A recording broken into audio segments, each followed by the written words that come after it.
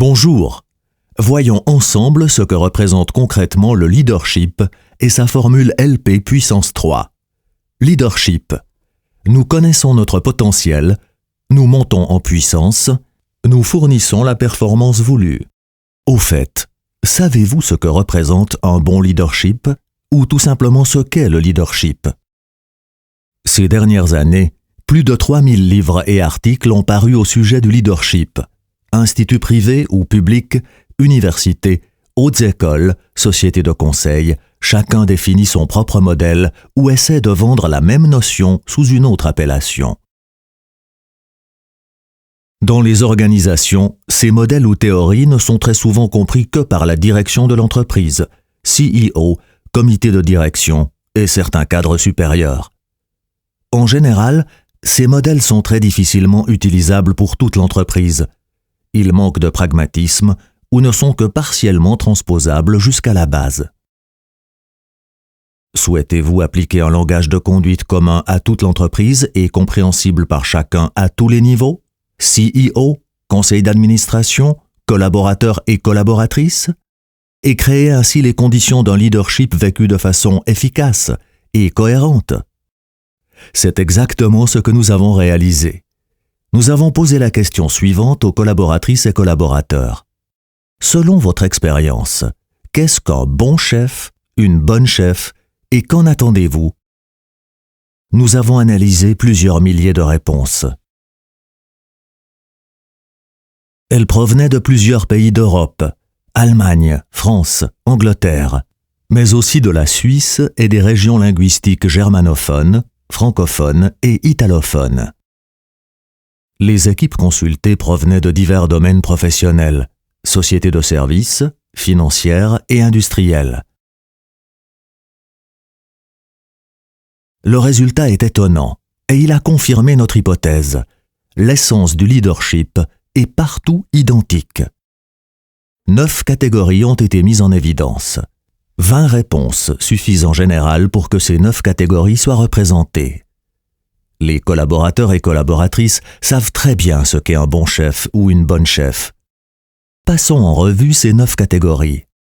La première catégorie illustre la dimension vision. Les collaborateurs attendent du chef qu'il ait une vision, qu'il sache où l'on va, qu'il soit en quelque sorte un guide. La deuxième catégorie représente la dimension valeur. Les collaborateurs attendent que le chef connaisse ses valeurs et les communique de façon claire.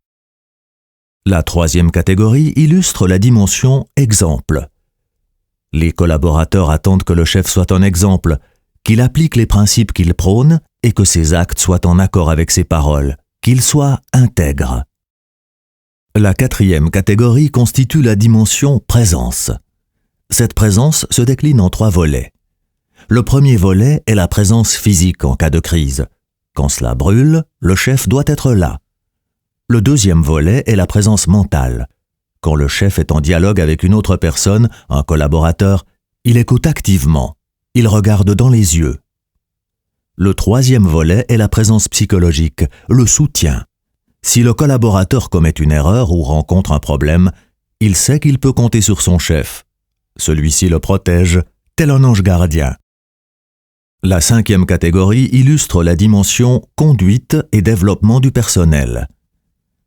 Les collaborateurs attendent d'un côté que le chef les conduise avec les instruments classiques tels que définition d'objectifs, entretien régulier, planification, et d'un autre côté qu'il les développe. Il est clair que la responsabilité est partagée entre chef et collaborateurs. Cependant, le chef doit s'intéresser à son personnel, en connaître les forces et les faiblesses. Il doit pouvoir en exploiter les compétences au mieux. La sixième catégorie représente la dimension communication. Les collaborateurs attendent bien évidemment que le chef sache communiquer et le fasse régulièrement, mais ils attendent surtout du retour. Un retour positif mais aussi constructif sur les points à améliorer permet au chef de renforcer la confiance en soi de chacun. La septième catégorie constitue la dimension justice. Les collaborateurs attendent que le chef soit juste, c'est-à-dire qu'il valorise et sanctionne avec toute l'équité possible. Cette dimension dépend de la perception de chaque personne et du niveau de confiance de la relation. 8e catégorie, la dimension compétence. Les collaborateurs attendent que le chef soit compétent au niveau de la gestion et au niveau technique dans le domaine où il est actif. Ici, il est important de distinguer les échelons. Plus l'on monte dans la hiérarchie, plus la compétence est stratégique et généraliste. La 9e catégorie illustre la dimension organisation. Les collaborateurs attendent que le chef soit organisé, qu'il sache déléguer et qu'il soit efficace. Au centre se trouve l'auto-réflexion. Un bon chef se connaît son impact sur les autres et maîtrise sa performance. Il pratique naturellement l'auto-réflexion. La personne qui maîtrise ces 9 catégories crée un cadre dans lequel les membres de son équipe se sentent bien. Il crée une base propice à la confiance et à la sécurité. Résultat, les collaborateurs s'engagent et sont performants. Mais une personne peut-elle être parfaite dans toutes ces catégories? Les attentes de son équipe sont-elles trop élevées? La tâche est énorme. Seul Superman ou Superwoman pourrait tout faire à la perfection. Chacun a son potentiel, ses forces, ses faiblesses, et doit travailler de façon disciplinée à son perfectionnement. Voici maintenant les 9 catégories en vue d'ensemble. Elles sont illustrées en cercle, car il n'y a pas de priorité. Toutes sont importantes et interdépendantes. Il n'y a ni début, ni fin. Ainsi, pour être un bon chef ou une bonne chef, il faut connaître son potentiel et maîtriser sa puissance pour fournir la performance voulue. Si l'on attribue 10 points à chacune de ces 3 dimensions, potentiel, puissance et performance, le chef parfait aurait 10 fois 10 fois 10 égale 1000 points. Mais ceci est utopique.